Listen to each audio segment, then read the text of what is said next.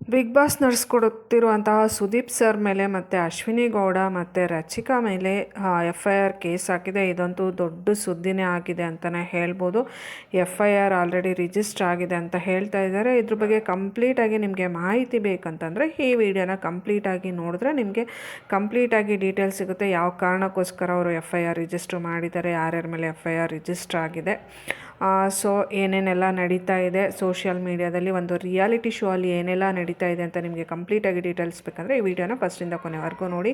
Hey everyone, welcome back to my YouTube channel. ನನ್ನ ಹೆಸರು ಮಮತಾ ಅಂತ, ಮಮತಾ ಬ್ಲಾಗ್ಸ್ ಅಂತ ಯೂಟ್ಯೂಬ್ ಚಾನಲ್ನ ನಾನು ಸ್ಟಾರ್ಟ್ ಮಾಡಿದ್ದೀನಿ. ನೀವೇನಾದರೂ ಫಸ್ಟ್ ಟೈಮ್ ನನ್ನ ಚಾನಲ್ ನೋಡ್ತಾ ಇದ್ದರೆ ದಯವಿಟ್ಟು ನನ್ನ ಚಾನಲ್ನ ಸಬ್ಸ್ಕ್ರೈಬ್ ಮಾಡಿ, ಹಾಗೆ ವಿಡಿಯೋ ಯಾವ ಥರ ಇತ್ತು ಅಂತ ಕೂಡ ಕಮೆಂಟ್ ಮಾಡಿ, ಹಾಗೆಯೇ ವಿಡಿಯೋಗೆ ಒಂದು ಲೈಕ್ ಕೊಡೋದನ್ನು ದಯವಿಟ್ಟು ಮರೆಯೋಕ್ಕೆ ಹೋಗ್ಬಿಡಿ. ಹಾಗೆಯೇ ವಿಡಿಯೋನ ಕಂಪ್ಲೀಟಾಗಿ ನೋಡಿ, ಎಲ್ಲೂ ಸ್ಕಿಪ್ ಮಾಡ್ತಾ ನೋಡೋಕೆ ಹೋಗ್ಬಿಡಿ. ಸ್ಕಿಪ್ ಮಾಡ್ತಾ ನೋಡ್ತಾ ಹೋದರೆ ನಿಮಗೆ ಕಂಪ್ಲೀಟಾಗಿ ಇನ್ಫಾರ್ಮೇಷನ್ ಸಿಗೋದಿಲ್ಲ ಅಂತಲೇ ಹೇಳ್ಬೋದು. ಹಾಗೆ ಕೂಡ ನನಗೂ ಕೂಡ ಸಪೋರ್ಟ್ ಮಾಡಿ ಅಂತ ನಾನು ನಿಮ್ಮ ಹತ್ರ ಕೇಳ್ಕೊಳ್ತಾ ಇದ್ದೀನಿ. ನಮ್ಮ ಕನ್ನಡದಲ್ಲಿ ಒಂದು ಅಚ್ಚುಮೆಚ್ಚಿನ ರಿಯಾಲಿಟಿ ಶೋ ಅಂತಂದರೆ ಅದು ಬಿಗ್ ಬಾಸ್ ಆಗಿರುತ್ತೆ. ಯಾರಿಗೆ ತಾನೇ ಇಷ್ಟ ಇರೋದಿಲ್ಲ ಹೇಳಿ. ಬಿಗ್ ಬಾಸ್ ಅದು ಅತಿ ದೊಡ್ಡ ರಿಯಾಲಿಟಿ ಶೋ ಅಂತಲೇ ಹೇಳ್ಬೋದು. ಅದು ನಮ್ಮ ಕನ್ನಡಿಗರಿಗಂತೂ ತುಂಬಾ ಅಚ್ಚುಮೆಚ್ಚು. ತುಂಬ ಜನ ಯಾವಾಗ ಸ್ಟಾರ್ಟ್ ಆಗುತ್ತೆ ಅಂತ ಹೇಳ್ಬಿಟ್ಟು ದಿನಾನೂ ಆ ಟೈಮಿಗೆ ಕಾಯ್ಕೊಂಡು ಕೂತಿರ್ತಾರೆ. ಅಂತಹ ಒಂದು ದೊಡ್ಡ ರಿಯಾಲಿಟಿ ಶೋಗೆ ಸ್ಟಾರ್ಟ್ ಆದಾಗಿಂದನೂ ಒಂದು ಬ್ಲ್ಯಾಕ್ ಮಾರ್ಕ್ ಅನ್ನೋ ಥರನೇ ಬರ್ತಾಯಿದೆ. ಫಸ್ಟಿಗೆ ಸ್ಟಾರ್ಟ್ ಆದಾಗ ಬಿಗ್ ಬಾಸ್ ಸ್ಟಾಪ್ ಆಗುತ್ತೆ ಆ ಥರ ಎಲ್ಲ ಸ್ವಲ್ಪ ರೂಮರ್ಸ್ ಬಂತು. ಆಮೇಲೆ ಈಗ ಹೊಸ್ದಾಗಿ ಏನು ಸ್ಟಾರ್ಟ್ ಆಗಿದೆ ಅಂತಂದರೆ ಸಂಧ್ಯಾ ಅನ್ನೋಂಥವ್ರು ಒಂದು FIRನ ಸುದೀಪ್ ಸರು ಮತ್ತು ಅಶ್ವಿನಿ ಗೌಡ ಮತ್ತು ರಚಿಕಾ ಮೇಲೆ ರಿಜಿಸ್ಟರ್ ಮಾಡಿದ್ದಾರೆ ಅಂತ ಒಂದು ಸುದ್ದಿ ಹರಿದಾಡ್ತಾ ಇದೆ. ಸೊ ಅದು ನಿಜನೋ ಸುಳ್ಳು ಅಂತ ನಾನು ಕನ್ಫರ್ಮ್ ಮಾಡ್ಕೊಂಡ್ಮೇಲೆ ವೀಡಿಯೋ ಮಾಡೋಣ ಅಂತ ಹೇಳ್ಬಿಟ್ಟು ಇಷ್ಟು ದಿನ ಡಿಲೇ ಮಾಡಿದೆ. ಆಲ್ಮೋಸ್ಟ್ 3 ಡೇಸ್ ಬ್ಯಾಕೆ ಈ ಇನ್ಫಾರ್ಮೇಷನ್ ಬಂದಿತ್ತು. ಸೊ ಇವಾಗ ಅದು ಕನ್ಫರ್ಮ್ ಆಯಿತು. ಸೊ ಏನು ಮಹಿಳಾ ಆಯೋಗದ ನಾಗಲಕ್ಷ್ಮಿ ಚೌಧರಿ ಅವರು ಕೂಡ ಕನ್ಫರ್ಮ್ ಮಾಡಿದ್ದಾರೆ. ಏನಪ್ಪ ಅಂತಂದರೆ ಬಿಗ್ ಬಾಸ್ ಸುದೀಪ್ ಅವ್ರ ಮೇಲೆ FIR ಬಂದಿದೆ, ಅದನ್ನು ನಾನು ಕಮಿಷ್ನರ್ಗೆ ಕಳಿಸಿದ್ದೀನಿ. ಸೊ ಕಮಿಷ್ನರು ಡಿಸೈಡ್ ಮಾಡ್ತಾರೆ. ಸೊ ಆ ಕೇಸನ್ನ ಏನು ಮಾಡಬೇಕು, ಯಾವ ಥರ ಮೂವ್ ಮಾಡಬೇಕು ಅಂತ ಹೇಳ್ಬಿಟ್ಟು ಅವರು ಡಿಸೈಡ್ ಮಾಡ್ತಾರೆ ಅಂತ ಕೂಡ ಅವರು ಕೂಡ ಶಿವಮೊಗ್ಗದಲ್ಲಿ ಅವರೇನೋ ಪ್ರವಾಸ ಕೈಗೊಂಡಿದ್ದಾರಂತೆ. ಸೊ ಅಲ್ಲಿ ಶಿವಮೊಗ್ಗದಲ್ಲೂ ಕೂಡ ಕನ್ಫರ್ಮ್ ಮಾಡಿದ್ದಾರೆ. ಸೊ ಕಮಿಷ್ನರು DYSP ಎಲ್ಲರ ಹತ್ರನೂ ಈ ಕೇಸು ರೀಚ್ ಆಗಿದೆ ಅಂತಲೇ ಹೇಳ್ಬೋದು. ಸೊ ಅದನ್ನು ಅವರು ಏನು ಮಾಡಬೇಕು ಅಂತ ಅವರು ಡಿಸೈಡ್ ಮಾಡಬೇಕಾಗಿದೆ. ಬಟ್ಟು ಸಂಧ್ಯಾ ಅವ್ರ ಮೇಲೆ ಇನ್ಸ್ಟಾಗ್ರಾಮು, ಫೇಸ್ಬುಕ್ಕು, ಯೂಟ್ಯೂಬು ಎಲ್ಲ ಕಡೆ ಕಿಚ್ಚ ಸುದೀಪ್ ಫ್ಯಾನ್ಸ್ ಆಗ್ಬೋದು, ಬಿಗ್ ಬಾಸ್ ಫ್ಯಾನ್ಸ್ ಆಗ್ಬೋದು, ಅವ್ರ ಮೇಲೆ ಏನೋ ತುಂಬ ರಚ್ಚಿಗೆದ್ದಿದ್ದಾರೆ ಅಂತಲೇ ಹೇಳ್ಬೋದು. ಅವ್ರಿಗೆ ತುಂಬ ಕೆಟ್ಟದಾಗೆಲ್ಲ ಬೈದು ರೀಲ್ಸ್ ಹಾಕ್ತಾಯಿದ್ದಾರೆ, ವೀಡಿಯೋಸ್ ಮಾಡಿ ಹಾಕ್ತಾಯಿದ್ದಾರೆ. ಸೊ ಅದನ್ನು ಕೂಡ ನಾನು ಇವತ್ತು ನೋಡಿ ಸೊ ಹಾಗಾಗಿ ವಿಡಿಯೋನ ಮಾಡಿದೆ. ಸೊ ಬಿಗ್ ಬಾಸ್ ಅಂದರೆ ಯಾರಿಗೆ ತಾನೇ ಇಷ್ಟ ಅಲ್ಲ, ಎಲ್ಲರೂ ತುಂಬಾ ಕಾತುರದಿಂದ ಕುತೂಹಲದಿಂದ ಕೂತ್ಕೊಂಡು ಕಾದು ನೋಡ್ತಾ ಇರ್ತಾರೆ.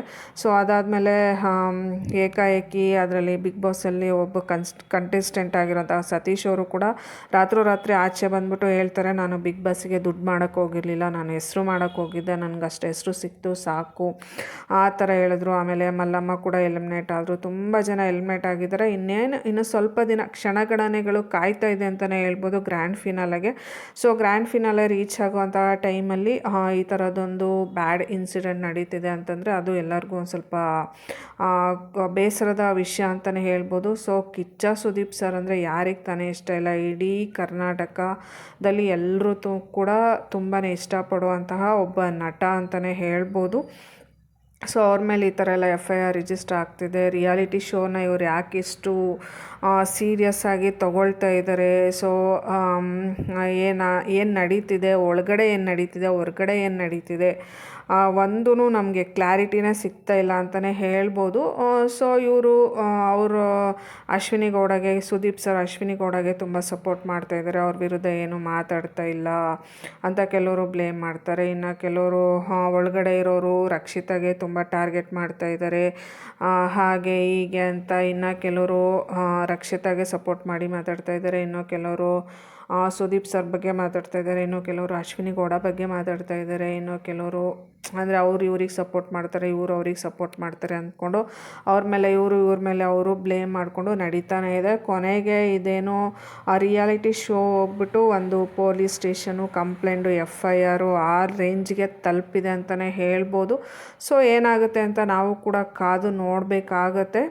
ಸೊ ನಮ್ಮ ಕೈಯಲ್ಲಿ ಏನೂ ಇಲ್ಲ. ಸೊ ನಾವೇನು ಏನು ಮಾಡೋಕ್ಕಾಗುತ್ತೆ, ಒಂದು ರಿಯಾಲಿಟಿ ಶೋ ನಡೀತಾ ಇದೆ, ಅದರಲ್ಲಿ ಏನು ನಡೀತಾ ಇದೆ, ಹೊರಗಡೆ ಏನು ನಡೀತಾ ಇದೆ, ಒಳಗಡೆ ಏನು ನಡೀತಾ ಇದೆ ಅಂತ ನೋಡಿಕೊಂಡು ಕೂತ್ಕೊಳ್ಳೋಕೆ ಮಾತ್ರ ಆಗುತ್ತೆ ಅಂತ ಹೇಳ್ಬೋದು. ಐ ಹೋಪ್ ನಿಮ್ಮೆಲ್ಲರಿಗೂ ಈ ವಿಡಿಯೋ ಇಷ್ಟ ಆಗುತ್ತೆ ಅಂತ ನಾನು ಭಾವಿಸ್ತೀನಿ.